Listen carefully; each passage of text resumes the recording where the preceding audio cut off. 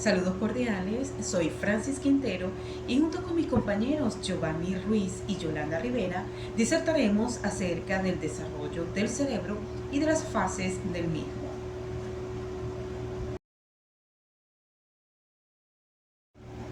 Bien, en cuanto a los aspectos introductorios, encontramos que el cerebro humano es una de las estructuras más complejas y fascinantes de nuestro cuerpo.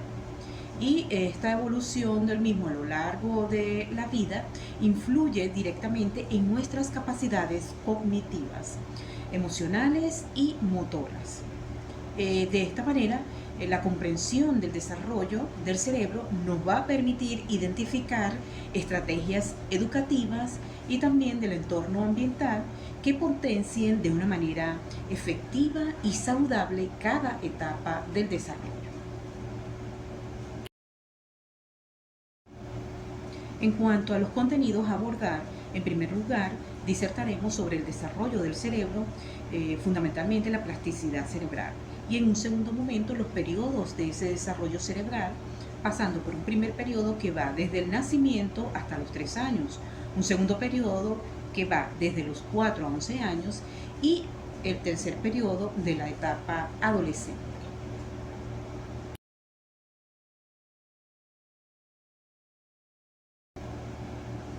En cuanto a la plasticidad cerebral, Ortiz nos indica que es la capacidad que tiene el cerebro para cambiar y adaptarse a través de la vida, lo que incluye la formación y la eliminación de sinapsis, es decir, las conexiones entre neuronas. De esta manera, la plasticidad va a permitir al cerebro cambiar y adaptarse, bien sea a través de la experiencia o de la estimulación de aspectos ambientales. Esto, por supuesto, es fundamental para el aprendizaje, ya que cuanto más se utiliza el cerebro en etapas críticas, mayor será la plasticidad alcanzada. De esta manera, en ese proceso de maduración se producen a su vez otros procesos neurobiológicos, como son la sinaptogénesis, que consiste en la formación de nuevas sinapsis. El PRUGNI, que no es más que la eliminación de sinapsis innecesarias, la dendrogénesis, que es la generación de nuevas conexiones en neuronas, la mielogénesis, que es la formación de mielina alrededor de las neuronas para mejorar la comunicación neuronal. Ahora bien, la mielina es esa capa aislante que rodea eh, los nervios en el cerebro e incluso en la médula espinal. Y está compuesta de proteína y grasa que permiten que los impulsos eléctricos se produzcan de una manera rápida y eficiente a través de las neuronas. Entonces, en la parte educativa es importante una estimulación ambiental adecuada para poder dirigir el desarrollo neuronal. Esto es fundamental para el proceso educativo, ya que las áreas frontales del cerebro, que son vitales para los procesos educativos, van a sufrir cambios significativos durante la etapa de la adolescencia. Hablemos ahora de los procesos de maduración. Ortiz menciona que este desarrollo neuronal no concluye con la niñez, sino que él se extiende mucho después de la adolescencia, afectando de esta manera tanto la materia gris como la materia blanca. Entonces, destacando los aspectos de la materia blanca, se presenta un mayor desarrollo durante la adolescencia. Y esto es relevante porque la materia blanca está compuesta por fibras nerviosas mielinizadas que conectan esas diferentes áreas del cerebro y facilita de esta manera la comunicación que se produce entre las neuronas. De esta manera, un desarrollo adecuado de esta materia blanca va a permitir una mejor integración y la transmisión de las señales a lo largo de todas estas redes neuronales distantes, contribuyendo así al desarrollo de las funciones cognitivas más complejas y a una mayor adaptabilidad social del individuo. Respecto a esta materia gris, el desarrollo también es importante para las funciones cognitivas, ya que la materia gris contiene todos los cuerpos celulares de las neuronas y es clave para el procesamiento de la información y del aprendizaje. En cuanto al proceso heterocrónico, el autor describe que el fenómeno de la heterocronía se refiere a la idea de que las diferentes partes del cerebro maduran en tiempos distintos. Esto implica que el desarrollo de esas áreas del cerebro no ocurre de una manera uniforme, sino que hay diferentes tasas o distintas tasas y momentos de maduración para diferentes regiones y funciones cerebrales. El autor menciona varias áreas cerebrales y la cronología de maduración en estos diferentes momentos de desarrollo. Fundamentalmente tenemos las áreas más cercanas a la línea media, que son las que maduran primero y están relacionadas con los procesos básicos de adaptación al medio ambiente, como son las sensaciones y la actividad motora. También los lóbulos parietales, que indica que estos lóbulos presentan un mayor incremento de desarrollo alrededor de los 11 años. Por otra parte, el córtex prefrontal, que su maduración se va a completar aproximadamente a los 12 años y medio, siendo esta una de las áreas claves responsables de funciones tanto ejecutivas como de razonamiento y de la regulación emocional. También se aprecian los lóbulos temporales, el cual su desarrollo se observa que ocurre alrededor de los 16 años.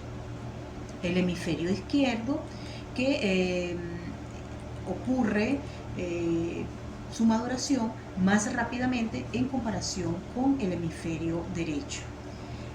Y se correlaciona con cambios en las habilidades cognitivas.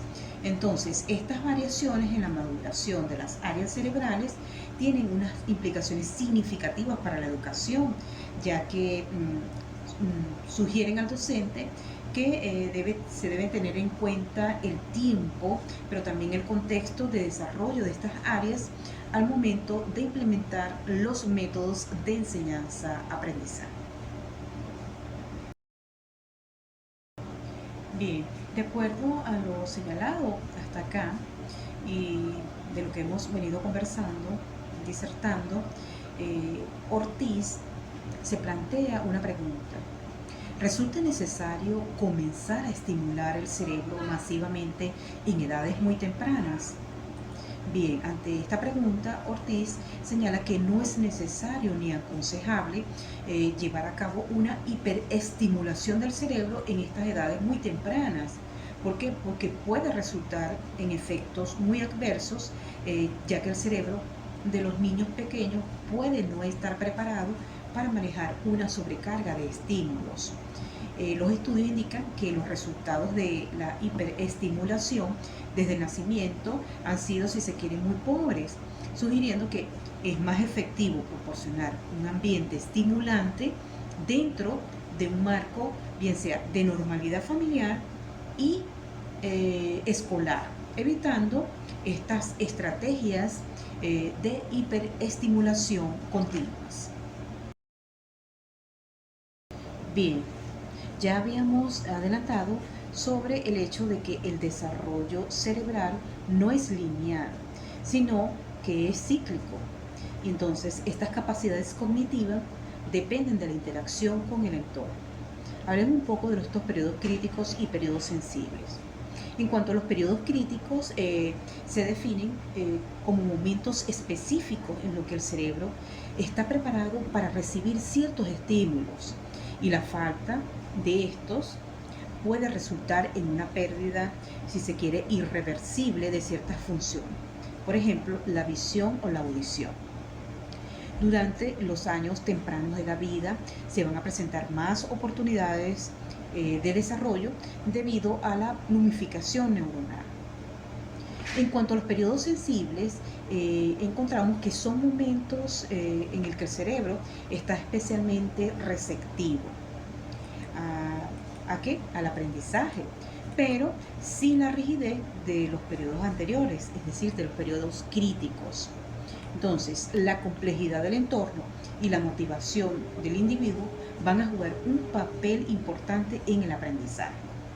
A lo largo de la vida y muy especialmente durante los periodos de la infancia y la adolescencia, se incrementa esta receptividad a las nuevas habilidades y conocimientos. De esta manera, el conocimiento sobre la plasticidad cerebral y los periodos críticos y sensibles son fundamentales para el diseño de los programas educativos efectivos. ¿Por qué? Porque es fundamental para los educadores, así como para los padres, entender que estos conceptos optimizan el aprendizaje y el desarrollo cognitivo de los niños. Hola a todos, ¿cómo está profesor Noel? ¿Cómo están compañeros del programa de profesionalización docente? Ahora analizaremos las fases del desarrollo cerebral, llamadas también periodo del desarrollo cerebral. Primeramente tenemos el periodo del nacimiento hasta los 3 años.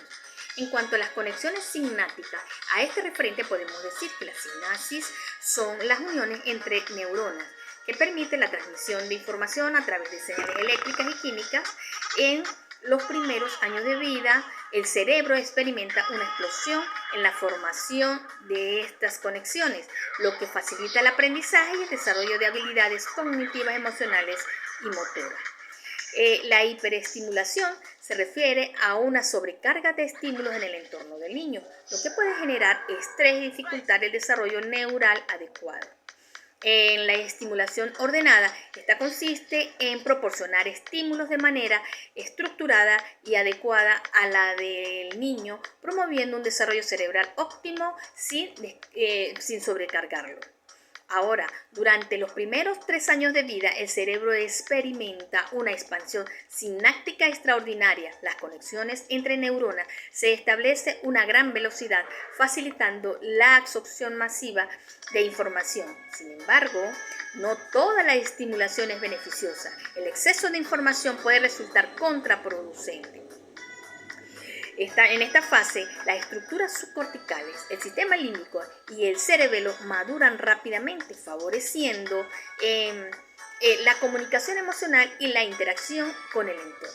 La evolución del lenguaje sigue un proceso progresivo. Inicialmente, los niños se comunican mediante expresiones faciales y sonidos, para luego desarrollar habilidades lingüísticas complejas hacia los 3 años.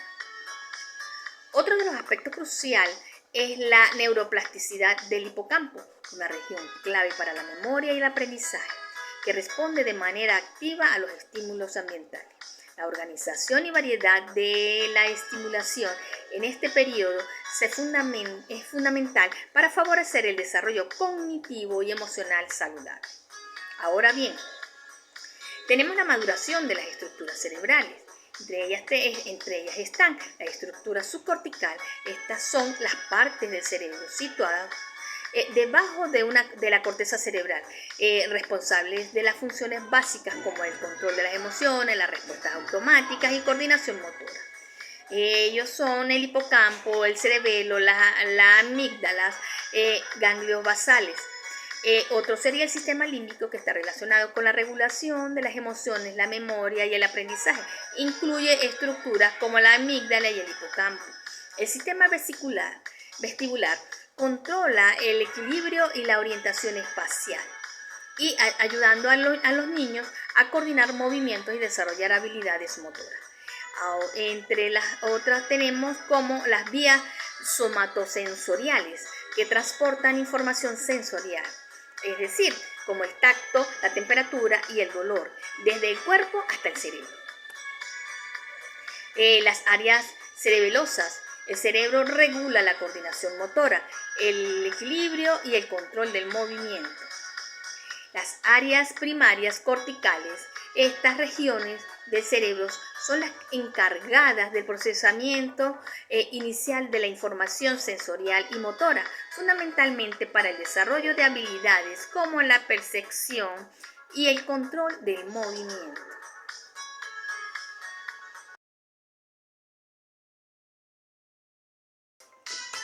En el primer año de vida, en esta fase se produce una explosión de conexiones neuronales, facilitando la adquisición de habilidades básicas. En este primer año, el niño va a ser capaz de captar el medio ambiente, diferenciar estímulos prelingüísticos y manejar muy bien la comunicación no verbal y emocional con sonrisas, demostraciones de afectos, miradas de asombro y múltiples respuestas faciales. Durante este periodo, la estimulación es fundamental. Sin embargo, Ortiz advierte sobre los riesgos de la hiperestimulación. Se refiere a una explosión excesiva y continua a estímulos sensoriales, cognitivos o emocionales, lo que puede sobrecargar el sistema nervioso y afectar el desarrollo y funcionamiento del cerebro, que puede generar efectos negativos en el desarrollo cognitivo y emocional del niño.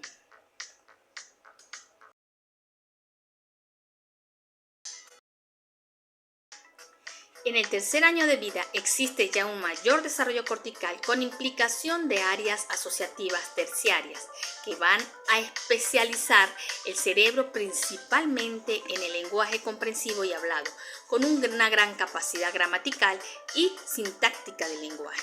A medida que el desarrollo cerebral avanza, las áreas asociativas terciarias comienzan a desempeñar un papel clave en la especialización de funciones cognitivas complejas.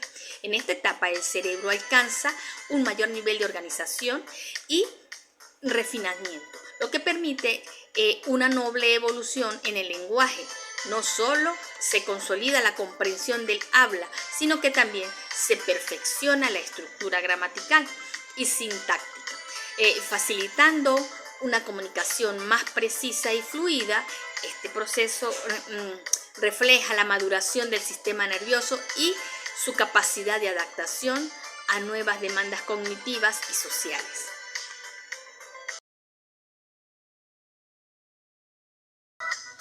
Ahora tenemos el segundo periodo, que va de 4 años a 11 años de edad.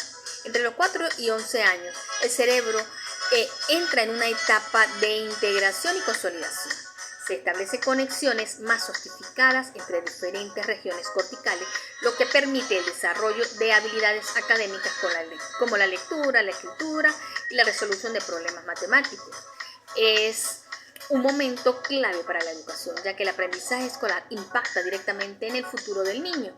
En esta fase, la motivación y la emoción juegan un papel crucial, pues influye en la capacidad de retener información. El lenguaje, por ejemplo, se perfecciona y se convierte en una herramienta sofisticada para la comunicación social. El ambiente educativo debe proporcionar estímulos organizados y sistemáticos para facilitar la creación de redes neuronales duraderas. Estrategias como la repetición y aplicación de práctica de conocimiento favorece la retención a largo plazo. Durante la infancia la plasticidad sigue siendo alta, pero el cerebro comienza a especializarse. Aquí ocurre un fenómeno de poda sináptica, eliminando conexiones innecesarias para hacer el procesamiento más eficiente. En este periodo la enseñanza debe enfocarse en consolidar habilidades fundamentales a través de la experiencia significativa. La armonización cerebral, esta se refiere a la integración y coordinación de diferentes áreas del cerebro para realizar funciones cognitivas, motoras y sensoriales de manera eficiente. Dentro de este proceso de conexiones corticales y subcorticales juegan un papel clave. Las conexiones córtico-corticales son aquellas que ocurren entre diferentes áreas de la corteza cerebral. Estas conexiones permiten la comunicación entre distintos lóbulos del cerebro, facilitando funciones como el lenguaje y la percepción y la planificación. Las conexiones subcortico-corticales son las que se vinculan con la corteza con estructuras subcorticales más profundas, como el tálamo, los ganglios basales, el cerebelo. Estas conexiones son esenciales para regular el movimiento de la emoción y la modulación de la información sensorial antes de que llegue a la corteza. Los lóbulos frontales, moporo-parieto-occipitales. El término hace referencia a la interacción entre los lóbulos frontal, el parietal, el temporal y occipital, que trabajan de manera integrada para realizar procesos cognitivos. Por decir algo, el lóbulo frontal está relacionado con la toma de decisiones y planificación de control de impulso y el lenguaje expresivo. El lóbulo parietal se encarga de la integración sensorial y la percepción del espacio. El lóbulo temporal procesa información auditiva y el lenguaje comprensivo. El lóbulo occipital responde al procesamiento visual. Ahora bien, las etapas más importantes de la educación. En esta etapa, la estimulación ambiental, la repetición y la selección de conocimientos será básica para el futuro desarrollo cognitivo de los niños. Aquí observamos que cada etapa resalta la importancia de la estimulación adecuada para potenciar el desarrollo cerebral. Ahora le cedo la palabra al compañero Giovanni.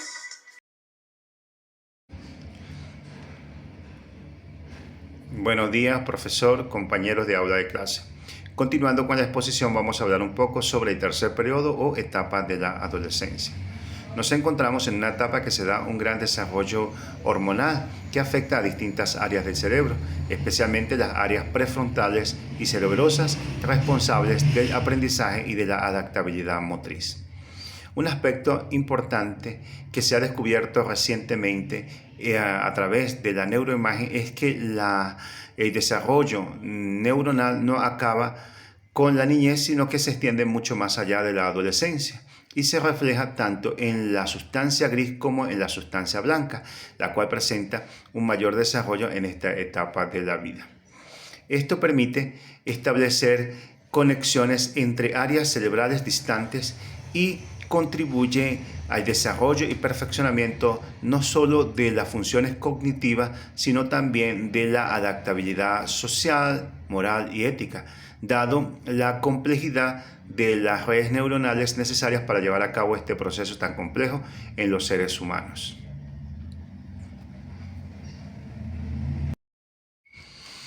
Existen distintas áreas del cerebro cuyos cambios en la etapa del adolescente implican la forma y contenido de la enseñanza escolar, puesto que afectan las funciones integrativas del ser humano. Por ejemplo, la maduración de striatum, orientadas a regular los comportamientos motivacionales de premio y recompensa, de gran importancia para los adolescentes en los que los tiempos corren de distinta manera. La maduración del cuerpo calloso permitirá mejorar las funciones de ambos hemisferios del cerebro. El cerebelo permite madurar los procesos de adaptabilidad del comportamiento motor, bien sea en movimientos globales del cuerpo humano o en afinar conductas o movimientos complejos para determinada o para desarrollar determinada actividad, como por ejemplo tocar el piano. También existe un consenso entre numerosos científicos que determinan la importancia que tiene el cerebro en el proceso de aprendizaje y en las memorias motrices. En cuanto al desarrollo de la glándula pineal, esto conllevará a la adaptabilidad del sueño, del ritmo del sueño, sobre todo en la etapa de la pubertad, donde se da un gran desarrollo hormonal y esto pues permite retardar el inicio del sueño. Puede ser por la acumulación de oleamina, que precisamente es una sustancia encargada de retardar el inicio del sueño. Por último, la maduración del corteza prefrontal le permite a los adolescentes, por un lado, acceder a las funciones más complejas del ser humano, como lo es el razonamiento, la lógica, las funciones ejecutivas, la atención, entre otras. Y por otro, a regular la conducta emocional asociada a las situaciones sociales.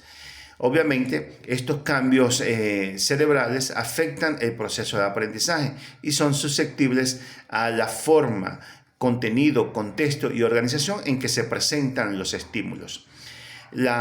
El corteza prefrontal es una de las últimas regiones en desarrollar, y esto debido a que se lleva a cabo a través de un modelo jerárquico cuyo último eslabón son las áreas de asociación.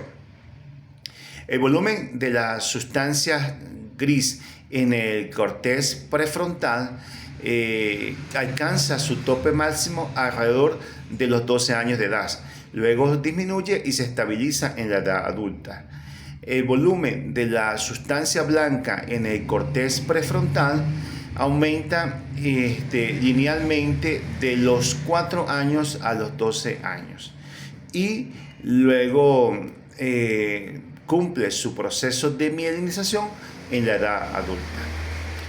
Tomando en cuenta todos estos procesos de maduración que mantienen las conexiones recíprocas con las estructuras subcorticales y con otras regiones corticales, tomando en cuenta además los circuitos frontoestriatales, frontotalámicos, frontolímbicos y frontoparientales, entre otros, la capacidad de actuación del mismo tiene una incidencia importante en la cantidad de comportamiento y en los procesos de aprendizaje en la última etapa escolar. Otro aspecto importante a tener en cuenta en esta etapa son las diferencias en el desarrollo madurativo entre la pubertad y la adolescencia. Mientras que en la pubertad existe un enlentecimiento en la proliferación de sinapsis, en la adolescencia el desarrollo es espectacular. Y es probable que el exceso de sinapsis en la pubertad no se haya resuelto mediante la poda neurológica, y que sea la adolescencia la etapa en la que dicha poda se lleve a cabo de manera ordenada en función a la enseñanza recibida, a la mejora de la actividad social, sexual y emocional. Ello dará lugar a una mejora de redes especializadas más concretas y específicas y a una mejor organización cerebral. En conclusión, tenemos que el desarrollo cerebral es un proceso gradual y flexible que se lleva a cabo desde la gestación hasta la edad adulta y que está influenciado por la biología y por el medio ambiente. Tenemos también que la comprensión de las fases de neurodesarrollo permite diseñar estrategias educativas acordes con la maduración del cerebro, promoviendo un aprendizaje significativo y adaptado a cada etapa de la vida. Finalmente, la plasticidad cerebral abre la puerta a la mejora continua, demostrando que la educación debe ser un proceso dinámico que responda a las necesidades del individuo en cada etapa de su vida. Acá les dejo una frase de Jean Piaget que dice así: la principal meta de la educación es crear personas capaces de hacer cosas nuevas y no simplemente repetir lo que las otras generaciones hicieron. Jean Piaget. Les invito a consultar la bibliografía y no tengo más que despedirme y darles gracias por su atención.